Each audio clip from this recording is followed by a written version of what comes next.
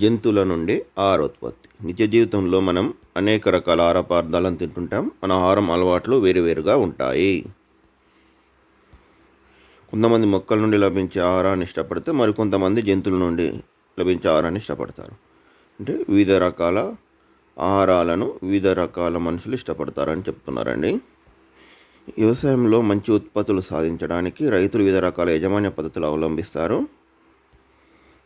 అనాదిగా మనం జంతువుల ఆహారం కోసమే కాకుండా వ్యవసాయం రవాణా కొరకు కూడా ఉపయోగిస్తున్నాం. వాటి ప్రాముఖ్యతను గ్రహించి పెంచడం ప్రారంభించాం. జంతువులు మచ్చిక కాలం, ఇది ఇంపార్టెంట్ బాక్స్ అండి. ఈ పట్టిక నేను ఎక్కువ శాతం ఎలా గుర్తుపెట్టుకుంటా అంటే ఇవి బట్టి పట్టాల్సిన అంశాలండి. నాలెడ్జ్ సంబంధించినవి కంటే మనం బట్టి పట్ట అంటే ఎక్కువ కాలం గుర్తుపెట్టుకోవాల్సిన అంశాలు కాబట్టి ఇక్కడ చూడండి, కుక్క, గొర్రె, పంది, మేక. మనం తెలుగు ఆల్ఫాబెట్ అండి. ఈ 4 జంతువులు మనం ఒక 5-6 సార్లు చదివితే మనం నోటెడ్ అయిపోతాయండి. గుర్తుపెట్టుకోవాల్సిన అవసరం లేదు. కానీ ఒకవేళ అలా గుర్తుపెట్టుకోవాలంటే కా తర్వాత గా వస్తుందండి. పప్ప, బబ్బ, మా.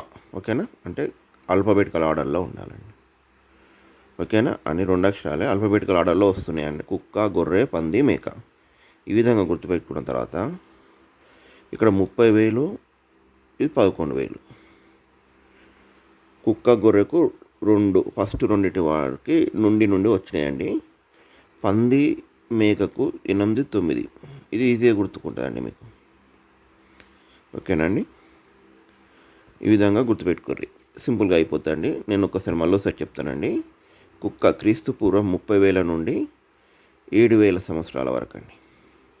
ఓకేనా? గొర్రె క్రీస్తు పూర్వం 11,000 నుండి 9,000 సంవత్సరాలప్పుడు మచ్చిక చేసుకున్నారండి.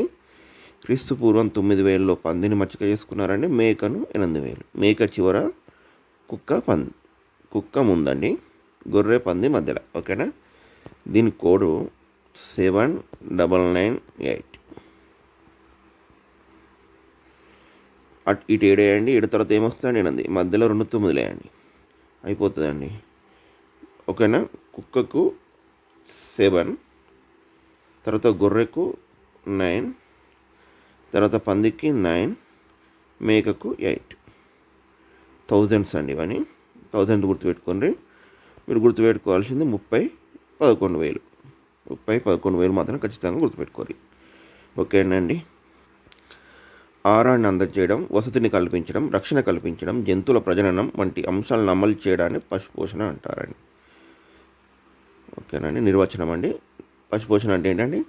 మనం పశువులకు ఆహారాన్ని అందజేయడం, వాటిని వసతి కల్పించి రక్షణ కూడా కల్పించడం, జంతువుల ప్రజననం వంటి అంశాలను అమలు చేయడాన్ని పశుపోషణ అంటారండి. మనం సాధారణంగా ఉపయోగపడే జంతువులను మాత్రమే పెంచుతామండి. గేదెలను పాల కోసం, ఆవులను పాల కొరకు పెంచుతాం. కోళ్ళు, మేకలు, గొర్రెలను మాంసం కోసం పెంచుతాం.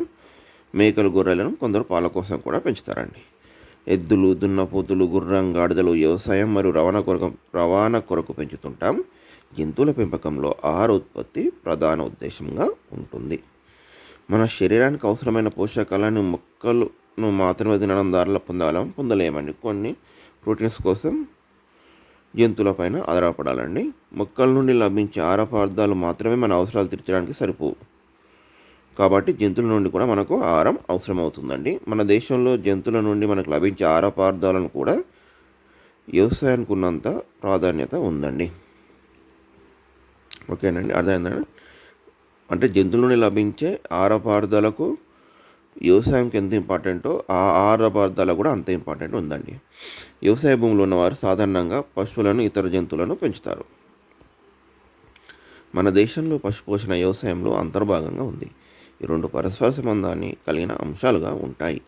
పశువుల పెంపకం మరియు సమస్యలు. ఏం సమస్యలు ఉన్నాయో చూద్దాం. గ్రామంలో పశువుల పెంపకానికి ఒక వ్యక్తిని నియమిస్తారు మరియు ఆ గ్రామస్తులు అతనికి జీతం ఇస్తారు. ఊరు మొత్తానికి ఒక వ్యక్తి ఉంటాడండి. ఒకరు లేదా 2 వ్యక్తులు ఉంటారండి. అతను ఆ ఊరు మొత్తం పశువులను పొద్దున్న పూట తీసుకెళ్ళి మళ్ళీ సాయంత్రం పూట తీసుకొస్తాడండి, మేపుకొని వస్తాడండి. ప్రస్తుతం ఈ అలవాటు గ్రామంలో కనుమరుగు అవుతుంది. రైతులు కొంతమంది పశువులను పొలాలకు తోలుకొని వెళ్లకుండా పాకలను ఉంచి పశుగ్రాసాన్ని అందజేస్తున్నారండి. ఇప్పుడు ఈ విధంగానే చేస్తున్నారండి. ఇలా పాకలో ఎద్దులను, ఆవులను మరియు గేదెలను కూడా పెంచుతున్నారండి. ఎందుకు పెంచుతున్నారు? పాల కోసం అండి. మన దేశంలో ఎక్కువ మంది రైతులు 1 హెక్టార్ కంటే తక్కువ భూమిలోనే వ్యవసాయం చేస్తున్నారు. 2.4 ఎకరాస్ అండి, అంటే 2.4 ఎకరాల కంటే తక్కువ భూమిలోనే వ్యవసాయం చేస్తున్నారు. వ్యవసాయంలో యాంత్రిక పద్ధతుల వాడకం పెరుగుతున్నప్పటికీ నేటికి చాలామంది రైతులు దున్నడానికి, ఇతర పొలంలో పనులను ఎద్దులనే ఉపయోగిస్తున్నారండి. కరెక్ట్ అండి. ఎద్దులను, దున్నపోతులను ఉపయోగించి చేసే వ్యవసాయ పనులను మీరు నమోదు చేయండి. అంటే రెగ్యులర్గా ఏం చేస్తారు? మేకల, గొర్రెల్లో పెంపకం కూడా వ్యవసాయానికి సంబంధించిందే. ఓకేనండి. వ్యవసాయమే కాకుండా పశువుల పెంపకం, గొర్రెల పెంపకం రైతులకు లాభదాయకం. పంట కోసిన తర్వాత పశువుల పెంపకందారులు పొలంలో కంచెలు వేసి గొర్రెలను, మేకలను అందులో ఉంచుతారు. కొందరు ఏం చేస్తారంటే పంట కోస్తాం కదండి, పంట కోసిన తర్వాత ఏమైతే మిగిలిపోయిన గడ్డి ఉంటుంది కదండి, ఆ గడ్డిని మేపడానికి గొర్రెల మేపలను అందులో వస్తారండి.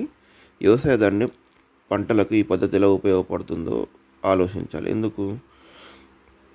అక్కడ ఉండే ఆ ఫీల్డ్ మొత్తం క్లియర్ అవుతుందండి.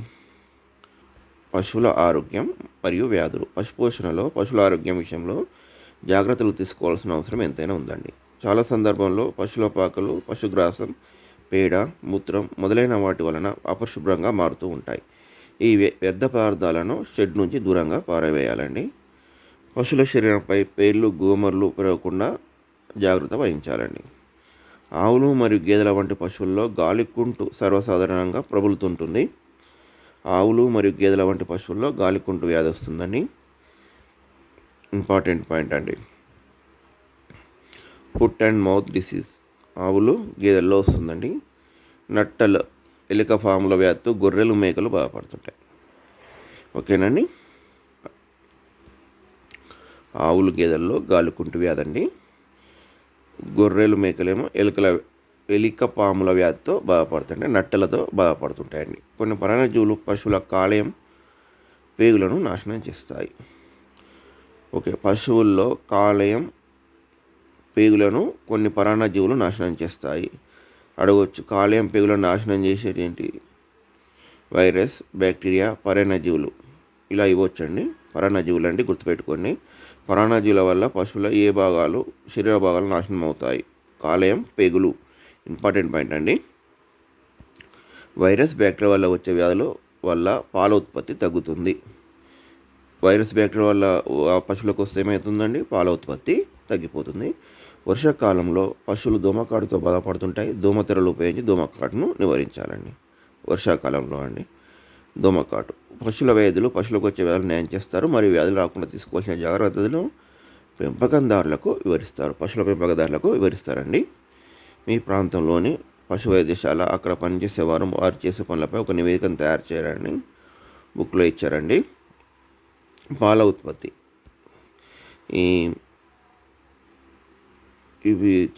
ఈ చిత్రం చూస్తే మనకి ఏమర్థమవుతుందండి? ఆవులు ద్వారా పాల ఉత్పత్తి ఎక్కువగా జరుగుతుంది. తర్వాత గేదెలు, గాడిదలు, ఒంటెలు, మేకలు, గొర్రెల ద్వారా చాలా తక్కువగా పాల ఉత్పత్తి జరుగుతుంది అని అర్థమవుతుంది. కానీ అత్యధికంగా పాలిచ్చేటి ఏంటంటే గేదెల, ఆవుల అన్నప్పుడు ఆవులండి. అతి తక్కువ పాలిచ్చేటి అనేటంటే గాడిదలు, ఒంటెలు, మేకలు, గొర్రెలు. ఓకేనండి. మన ప్రభుత్వం పాల ఉత్పత్తిని ఒక పరిశ్రమ గుర్తించింది. ఆవులు, గేదెల నుండి మనకు ఎక్కువ పాలు లభిస్తున్నాయి. ఇవన్నీ అండి దాదాపు 80% పాల ఉత్పత్తి మరియు పశుగ్రాసం. సాధారణంగా రైతులు తమ ఇంటి వద్ద పాలను ఉత్పత్తి చేయడానికి 1 నుంచి 5 గేదెల వరకు పెంచుకోగలుగుతారండి. వాళ్ళు పొలాల నుండి లభించే గడ్డిని పశుగ్రాసంగా ఉపయోగిస్తారండి.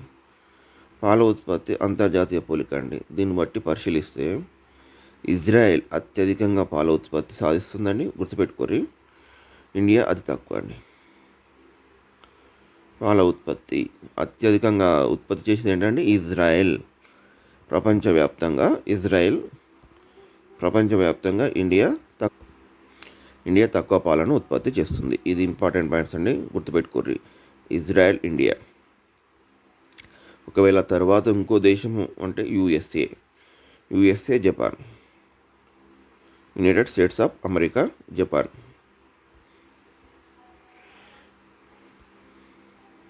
మన దేశం ఏ స్థానంలో ఉందండి? చివరి స్థానంలో ఉందండి.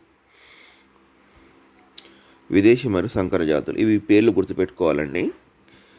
జెర్సీ ఇంగ్లాండ్, జెర్సీ ఆల్స్టీన్ 2 విదేశీ జాతులండి. ఓకే, ఈ 2 జెర్సీ ఆల్స్టీన్, కానీ ఆల్స్టీన్ డెన్మార్క్ అని గుర్తుపెట్టుకోరి. Jersey England, Jersey England. మన విదేశీ జాతులు అంటే జెర్సీ ఆల్స్టీన్ ప్రతిరోజు 25 లీటర్ల పాలనిస్తాయి. ఎన్ని లీటర్ల పాలనిస్తాయండి? 25 లీటర్ల పాలనిస్తాయి. ఇంపార్టెంట్ పాయింట్ అండి, 25 లీటర్ల పాలిస్తాయి జెర్సీ ఆల్స్టీన్. విదేశీ జాతులను మన దేశీయ జాతులతో సంకరం చేసి ఎక్కువ పాలన ఇచ్చే సంకర జాతులను ఉత్పత్తి చేస్తున్నారు. ఇలాంటి సంకర జాతులు రోజుకు 8 నుండి 20 లీటర్ల పాలను ఇస్తాయండి. మన దేశంలో మొత్తం పాల ఉత్పత్తిలో ఆవులు ప్రధాన పాత్ర వహిస్తున్నాయి. ఇక్కడ ఓకేనండి, చూస్తే మనం గుర్తుపెట్టుకోవాల్సింది ఏంటంటే ఈ పాయింట్ కూడా గుర్తుపెట్టుకోవాలి. మన విదేశీ జాతులను మన దేశీయ జాతులతో సంకరం చేసి ఎక్కువ పాలన ఇచ్చే సంకర జాతులను ఉత్పత్తి చేస్తున్నారు. ఇలా సంకర జాతులు రోజుకు 8 నుండి 20 లీటర్ల పాలు ఇస్తాయి. 8 నుండి 20 లీటర్ల పాలు ఇస్తాయండి. ఓకేనండి, ఈ పాయింట్ ఇంపార్టెంట్ అండి. 25 లీటర్లు, 8 నుండి 20 లీటర్లు ఏవేవి ఇస్తాయి అనేది విదేశీ జాతులు, సంకర జాతులు గుర్తుపెట్టుకోవాలి. మన దేశీయ జాతి ఆవులు ఉన్నాయా, దేశీయ పశువులు ఉన్నాయండి. ఇది 2 నుంచి 5 లీటర్ల పాలను ప్రతిరోజు ఇస్తాయి. ఓకేనండి, మన రాష్ట్రంలో అన్ని జిల్లాల్లో ముర్రా జాతి పశువులను ఎక్కువ పెంచుతున్నారండి. ఇవి రోజుకు 8 లీటర్ల పాలను ఇస్తాయి. ముర్రా జాతి పశువులు ఎక్కువగా పెంచుతున్నారు. ఇవి ప్రతిరోజు 8 లీటర్ల పాలను ఇస్తాయి. మన దేశంలో హర్యానా, జాఫ్రాబాడీ, నాగపూరి జాతికి చెందిన ఆవులు ఎక్కువ పాలనిచ్చే జాతులు. హర్యానా, జాఫ్రాబాడీ, నాగపూరి, ఈ 3 పేర్లు గుర్తుపెట్టుకోవాలండి.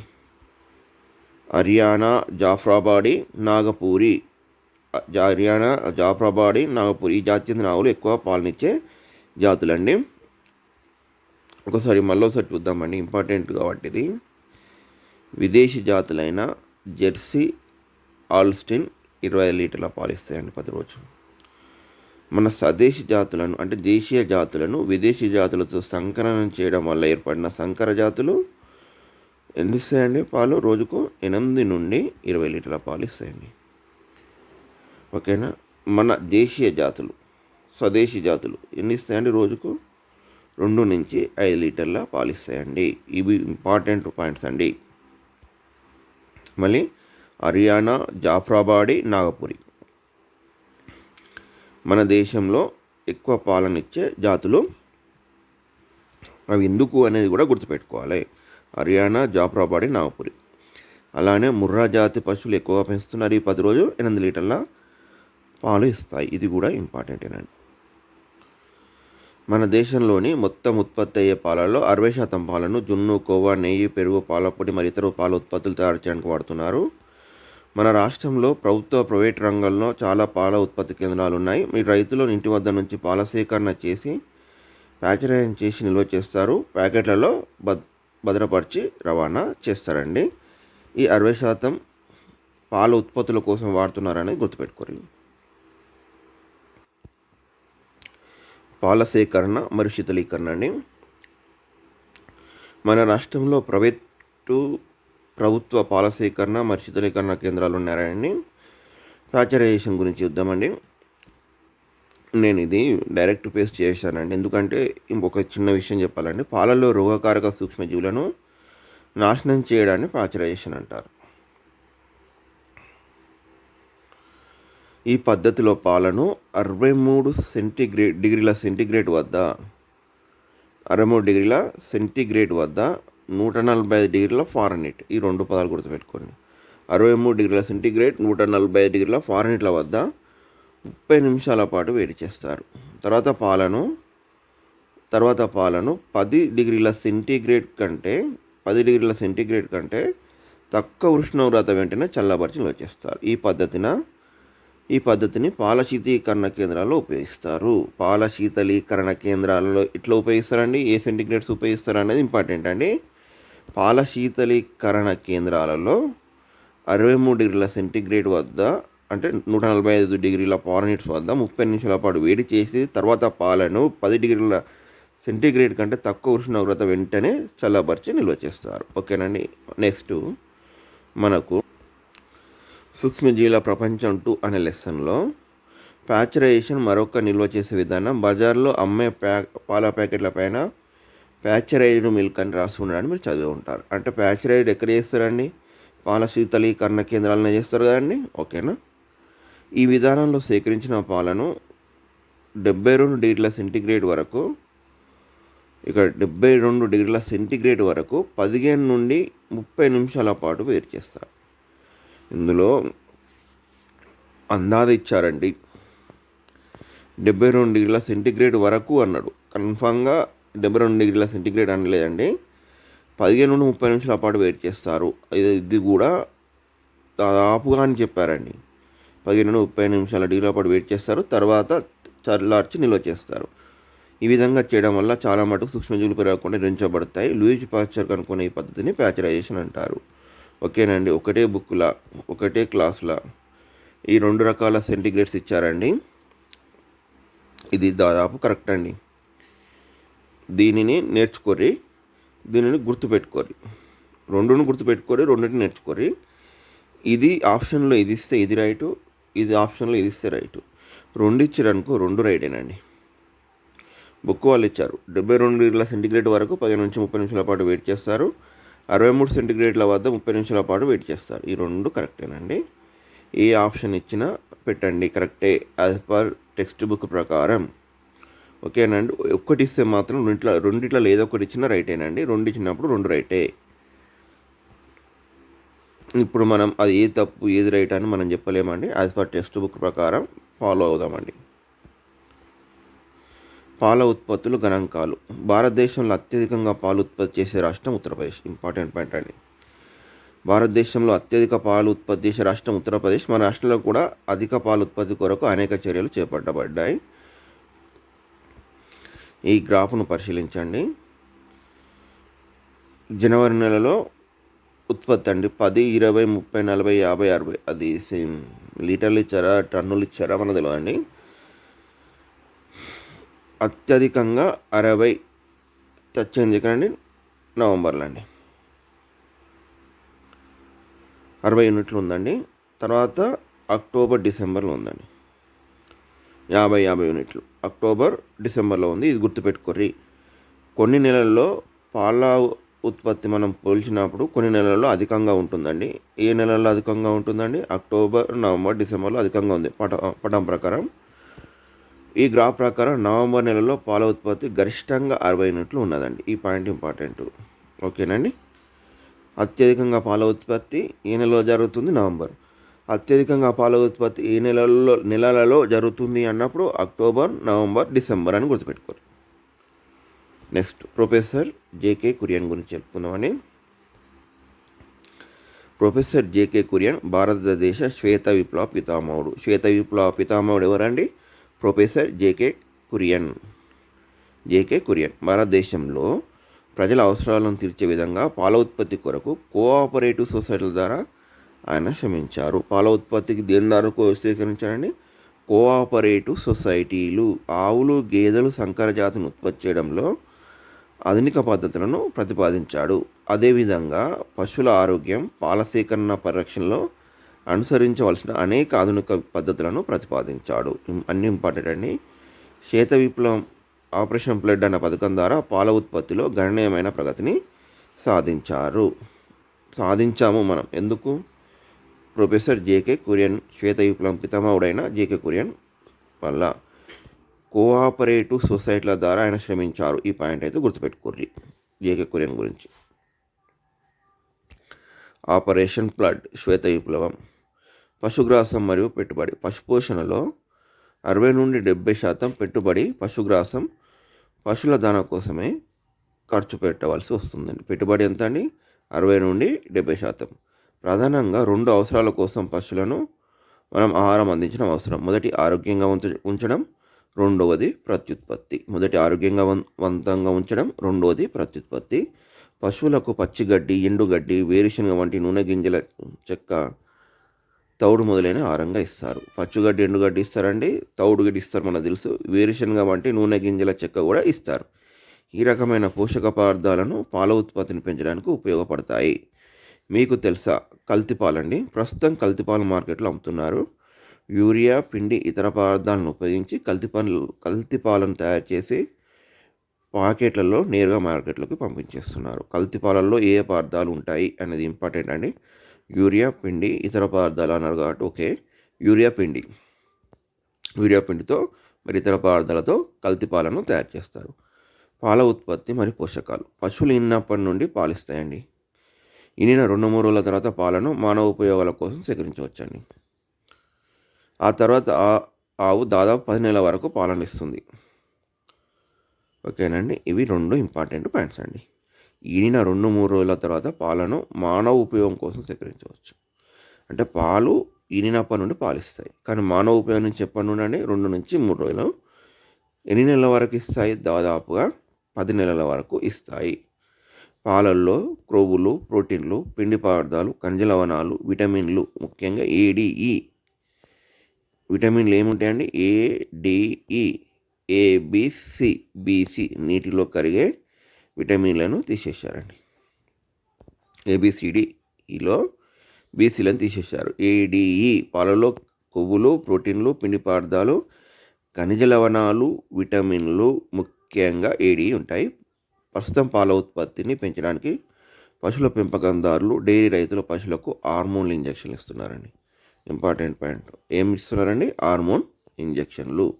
పాడి పశువుల ఎంపిక విధానం. పాల ఉత్పత్తి కోసం పాడి పశువుల విషయంలో కొన్ని జాగ్రత్తలు పాటించాలండి. క్రింది అంశాలు దృష్టిలో పెట్టుకోవాలి. జనరల్గా అండి, అధికంగా పాలనిచ్చే రకాలను ఎంపిక చేసుకోవాలి. ఏ రకం ఎక్కువ పాలిస్తుంది? సంకరజాతి పశువుల విషయంలో వాటి పాల ఉత్పత్తి సామర్థ్యంతో పాటు సరసర పాల ఉత్పత్తిని గమనించాలి. అంటే ఫస్ట్ కొన్నప్పుడు 30 లీటర్లు ఇచ్చి తర్వాత 10 రోజులకు 10 లీటర్లు, తర్వాత 2 లీటర్లకు పడిపోయింది అనుకోండి. ఆ విధంగా కాకుండా 10 నెలలు పాలనిస్తుంది అండి, సరాసరిగా అది 20 లీటర్ల 30 లీటర్ల కరెక్ట్గా ఇస్తుందా అనేది గుర్తుపెట్టుకోవాలండి. దూడల సంఖ్య, వాటి పెరుగుదల, ఆరోగ్యం కూడా చూడాలండి. ఎంత పరిమాణంలో పశుగ్రాసం తీసుకుంటున్నాయో గమనించాలి. అంటే అది రోజుకు ఎంత పశుగ్రాసం తింటుంది, అంత పశుగ్రాసం మనం అరేంజ్ చేసుకోవాలండి. పశు పోషణకు సంబంధించి పశువుల డాక్టర్ లేదా అధికారులను సంపాదించాలి. గ్రామీణ ప్రాంతంలో కొంతమంది అధిక పాలు ఉత్పత్తి చేసే రకాలను గుర్తించడంలో నిష్ణాతులై ఉంటారండి. వారు ఇలాంటి పశువులను ఎలా గుర్తిస్తారో వారి అనుభవాల ద్వారా నివేదికను తయారు చేయాలి. ఓకేనండి. పశువుల నిర్వహణలో యాజమాన్య పద్ధతులు. అధిక పాల ఉత్పత్తి కోసం సంప్రదాయ పశువులను కూడా మనం పెంచడం అవసరం అండి. దేశీయ పశువులు హైబ్రిడ్ రకాల ప్రభావం వలన తగ్గిపోతున్నాయి. అంటే మన జాతులను కూడా కాపాడుకోవాలండి అని ఉద్దేశం అండి. ఒక కేస్ స్టడీ ఇచ్చాడండి. ఈ విధంగా మన జాతులను కాపాడుకోవాలని కొమ్రయ్య అనుభవం. నా పేరు కొమ్రయ్య. అతడు చెప్పుకుంటున్నాడు స్వాగతంగా. అతను చెప్పుకుంటుంది మనం చదువుదామండి. ఇక్కడ మనం గుర్తుపెట్టుకోవాల్సింది కంగాయం జాతి కంపల్సరీ ఈ పేరును గుర్తుపెట్టుకోరు. ఇతడు దేశీయ రకం కంగాయ జాతిని చాలా ఏళ్ళుగా పెంచుతున్నాడండి. ఇది ఎద్దు కరువు ప్రాంతంలో పెంచడానికి అనువుగా ఉండేదండి. కంగాయం ఆరోగ్యంగా ఉండే దేశీయ ఎద్దు రకం అండి.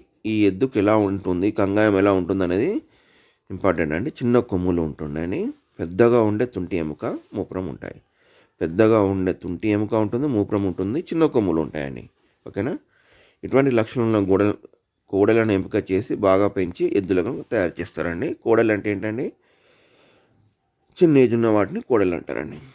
ఒక ఎద్దు నెలలో 20 నుండి 30 ఆవులో గర్భం దాల్చడానికి ఉపయోగపడుతుంది. ఎద్దు ఏంటంటే 20 నుంచి 30 ఆవులండి. గర్భాధారణ రేటు 20 నుండి 30 గుర్తుపెట్టుకోరి. గర్భాధారణ రేటు 80% కంటే ఎక్కువగా ఉంటుంది. గర్భధారణ రేటు 80% కంటే ఎక్కువగా ఉంటుంది. కొన్ని ఆవులను మాత్రం రెండోసారి గర్భధారణ కొరకు ఎద్దు వద్దకు తీసుకొని వస్తారు. ఇతడు ఏం చేస్తాడండి?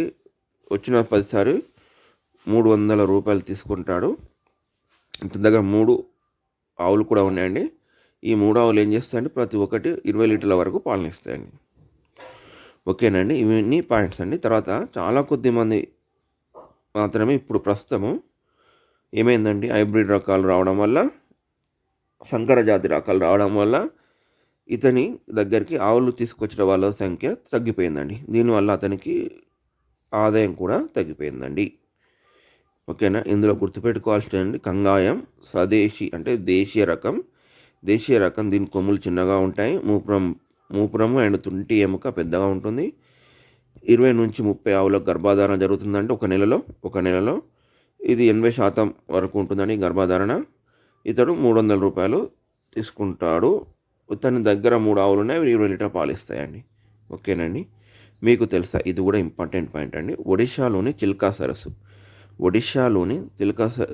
సరస్సు ప్రాంతంలో దేశీయ పశుజాతి చిలుక గేదెలను పెంచుతున్నారండి. దేశీయ పశుజాతి చిలుకా గేదెలను పెంచుతున్నారు. ముర్రా జాతితో సంకరం కాకుండా జాగ్రత్త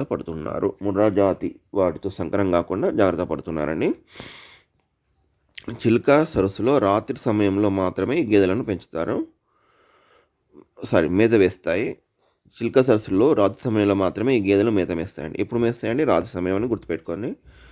ఉదయం పూట ఇంటికి తిరిగి వచ్చిన తర్వాత ఎటువంటి అదనపు ఆహారం ఇవ్వకుండానే పాలు పిండుతారండి. నైటే ఆహారం తింటాయండి, తర్వాత ఉదయం పాలు పిండుతారండి. పాలు ఉప్పగా ఉంటాయి. ఎలా ఉంటాయండి? ఈ పాయింట్ ఇంపార్టెంట్ అండి. చిలుక సరస్సుల నుండి వచ్చే పాలు ఉప్పగా ఉంటాయి. అది ఆహారం ఎప్పుడు తింటుందండి? రాత్రి తింటుంది. ఇది 2 రిఫ్రిజిరేటర్లో ఉంచకుండా కూడా పాలు దాదాపు వారం రోజుల పాటు చెడిపోకుండా ఉంటాయండి. వారం రోజులు ఉంటాయండి చెడిపోకుండా. ఇంపార్టెంట్ పాయింట్ అండి. చిలక గేదెలు ముర్రా జాతి సంకరం కాకుండా పెంచుతున్నారండి. ఇవి రాత్రి సమయంలో మేస్తాయండి. ఇలాంటి ఆహారం ఇవ్వకుండానే మార్నింగ్ పాలు పిండుతారండి. పాలు ఉప్పగా ఉంటాయి. రిఫ్రిజిరేటర్లో పెట్టకుండా కూడా వారం రోజుల పాటు చెడిపోకుండా ఉంటాయండి. పశుపోషణ మరియు మన సంస్కృతి గురించి తెలుసుకుందాండి. మన దేశంలో పశుపోషణ ఆర్థిక వనరుల కొరకే కాకుండా మన సంస్కృతి సంప్రదాయాల్లో భాగమండి. పశువులను మనం కుటుంబ సభ్యులుగా భావిస్తాం. కొన్ని పండుగల సందర్భాల్లో పశువులను అలంకరిస్తామండి. కొంతమంది పశువుల పేర్లతో పిలుచుకుంటారండి. జంతువులు ఇతర ఉపయోగాలు ఇతర ఉపయోగాలు. చనిపోయిన జంతువుల ఎముకలు పొడి చేసి ఎరువులుగా వాడతారండి. ఒక పాయింట్ ఇంపార్టెంట్ అండి. నెక్స్ట్, పశువుల నుండి తోలు లభిస్తాయండి. 2వ పాయింట్. తోళ్లను బ్యాగులు, బెల్టులు, పాదరక్షల తయారీలో వాడతారండి. ఓకేనండి. ఇంపార్టెంట్ పాయింట్స్ అండి. ఎముకలను పొడి చేసి ఎరువులుగా వాడతారండి. పశువుల నుండి తోలు లభిస్తాయి. బ్యాగులు, బెల్టులు, పాదరక్షల తయారీలో వాడతారు. ఇవి తెలుసండి. పశువుల పేడను బయోగ్యాస్ ఉత్పత్తికి కూడా చేయడానికి వాడతారండి. పశువుల పేడను ఈ 3 గుర్తుపెట్టుకోరు. జంతువుల నుండి మాంసం ఉత్పత్తి చేయడం మరొక ప్రధాన అంశం అండి. 4 మాంసం గురించి చెప్పుకుందామండి. పశు వధశాలలో కబేలలో అధిక మొత్తంలో మాంసాన్ని ఉత్పత్తి చేస్తున్నారు. ఎద్దు మాంసం, పంది మాంసం, గొర్రె మాంసం మొదలైన ముఖ్యమైన మాంసం రకాలండి. మహబూబ్ నగర్, నల్గొండ, వరంగల్ మొదలైన జిల్లాలో మేకల, గొర్రెల పెంపకం ఎక్కడ ఎక్కువ? ఓకే అండి. నాకు గీసి వచ్చినట్టు ఒక తెలంగాణ మ్యాప్ గీశానండి. ఓల్డ్ వరంగల్, ఓకేనా. దాని కిందనే నల్గొండ ఉంటుంది. ఖమ్మం, వరంగల్ ఆనుకొని నల్గొండ ఉంటుంది. నల్గొండ ఆనుకొని మహబూబ్ నగర్ ఉంటుందండి. అందాజ మ్యాప్ అండి, పర్ఫెక్ట్ కాదు. అలా గుర్తుపెట్టుకోవడానికి చెప్పానండి. అంటే మహబూబ్ నగర్, నల్గొండ, వరంగల్ మొదలైన జిల్లాలో మేకల, గొర్రెల పెంపకం ఎక్కువ అండి.